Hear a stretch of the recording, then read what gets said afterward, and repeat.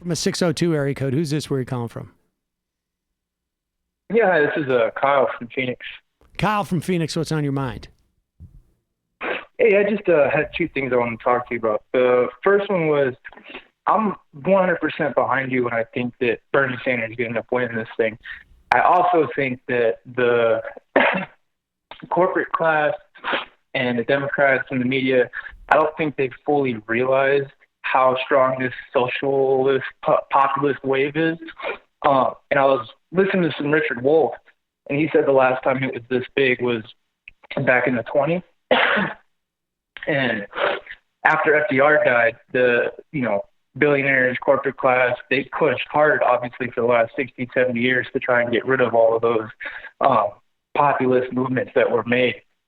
What do you think? Because I don't think they've realized how big this move is yet. Once they do realize that this isn't going away, what do you think their next move is going to be? Because obviously they haven't realized it yet. When they do realize how big it is, how hard do you think they're going to push? How do you think they're going to push? Because that kind of got me a little worried, to be honest. What are you worried of?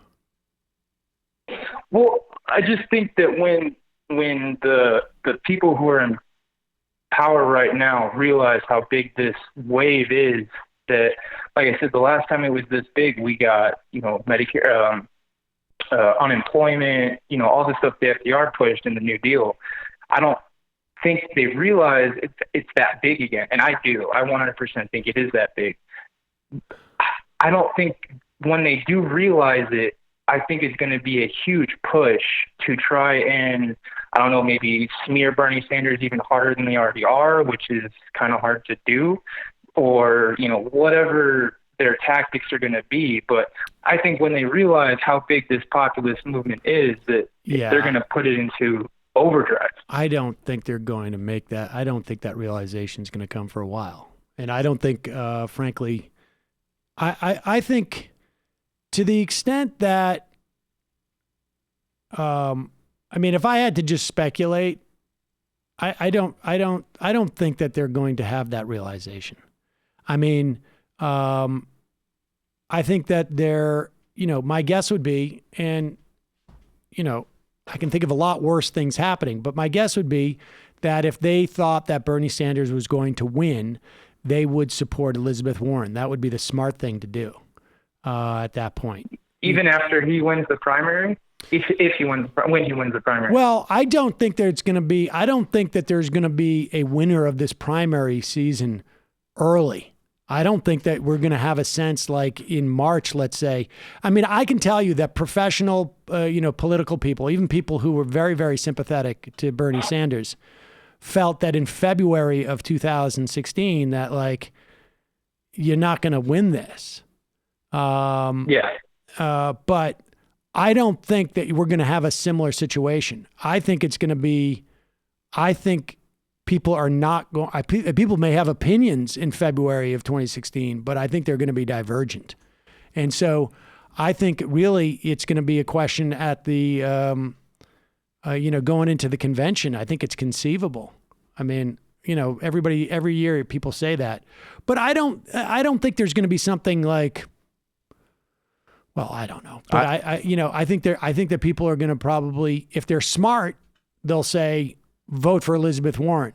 If they want, Joe Biden getting elected is not going to slow the roll of any move to the left. I think this is a generational thing. I just think that this is coming. The question is how much can you co-opt? I agree.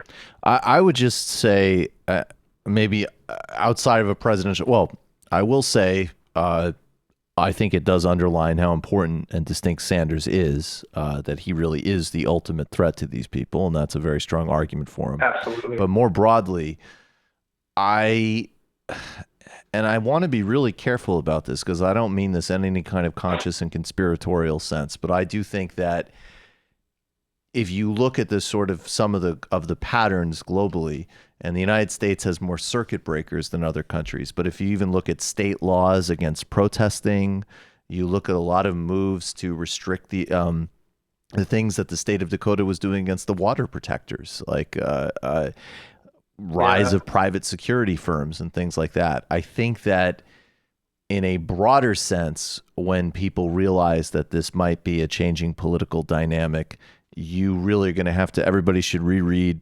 Democracy in Chains and look at some of the kind of trends towards formally inhibiting democracy. Even if it's not as, overt as some type of authoritarian takeover. I think that's what people really need to be looking to. And it does. And of course, there's going to be a huge amount of lies and smears about Bernie. That's going to be ongoing. But I think the bigger structural question is when all of a sudden more people want to protest and they look at the laws in the books and they're like, wait a second, you can't really protest anymore. I mean, that stuff's been happening for years. And that's what I would look at.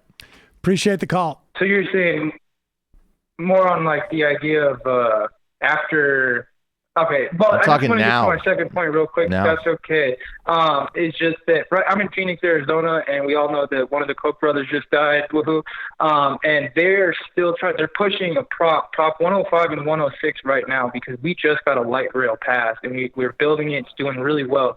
They're trying to make it illegal here for us to build more light rails, and I heard they're doing it all over the country. Oh. So I just wanted to put it out there. Vote no on Prop 105. Vote no on Prop 106. Don't believe any of those lies that they say on the ads. They're horrible for the future of the city. All right, appreciate the call. Thank you. I was just in Austin, Texas this weekend, and there's no real infrastructure for public transportation out there. And I was talking to people about it. It's very hard to get done. And every time you drive around a city like that on a Saturday night, there's a car wreck on a highway. It's a public safety issue. It's a public health issue. War on cars, baby. Cars are not good. Here is Elizabeth Warren, and she's playing this, very smartly as well. She realizes that she is on one end of the ledger from Joe Biden and wants to make sure that if she does not alienate Bernie Sanders supporters. And here she is making that argument that to the extent that there's any daylight between our positions, I don't feel we need to talk about it. At some point, are you going to bag the non-aggression pact and just start drawing more distinctions? Bernie and I have been friends for many, many years, long before I ever got in politics. And I don't see any reason that should change. But don't you want to make it easier for voters who are wondering how to make a decision? Look, I get out every day and try to meet as many voters as I can and talk about why I'm in this race, to talk about my vision, to talk about what's broken, to talk about my plans to fix it, and to talk about how I'm building a grassroots movement to get it done. I think that's what voters want to hear. What's your positive message? What is it you want to do as President of the United States? And I'm trying to make that clear every single day. People know why I'm in this fight and what I'll be fighting for. Senator, I think if you were to ask Bernie Sanders the exact same question, I think you would get almost the same answer. He did sometime over the break give essentially that. Yeah, I mean, that is basically how Bernie has, approached most of his campaigns. I think, Warren, I think they are genuinely friends, and I think they have a respect for each other on policy grounds. And it does seem like they're in a sort of formation on this primary deal. Well, I think they know that the key is to get Joe Biden out, and then, if you watch any Survivor episode, what's happening here is pretty clear. They should have. And I also think there's nothing wrong with people who support both of them having clearly articulating the disagreements there. Yeah, and I think because even I think the pattern of now sort of echoing the movement argument is very noticeable to me, and I will articulate that. But it doesn't mean that at the end of the day, obviously, hopefully, there will be some type of formalized alliance between them. I'm just clear who I want to be at the on the top of that alliance, and there's nothing wrong with that. Yeah, I mean, let me put it this way too. I would say there's nothing that Bernie is doing in terms of building a movement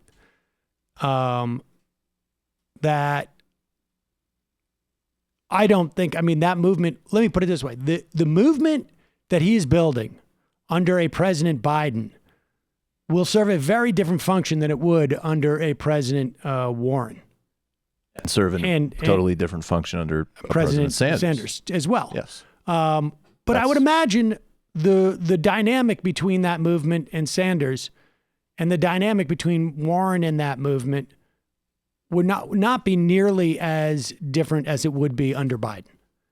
I think there would be a lot more coordination, frankly, because I think there's a lot of people, personnel involved in both those campaigns who are far more communicative with each other than they are with the Biden people.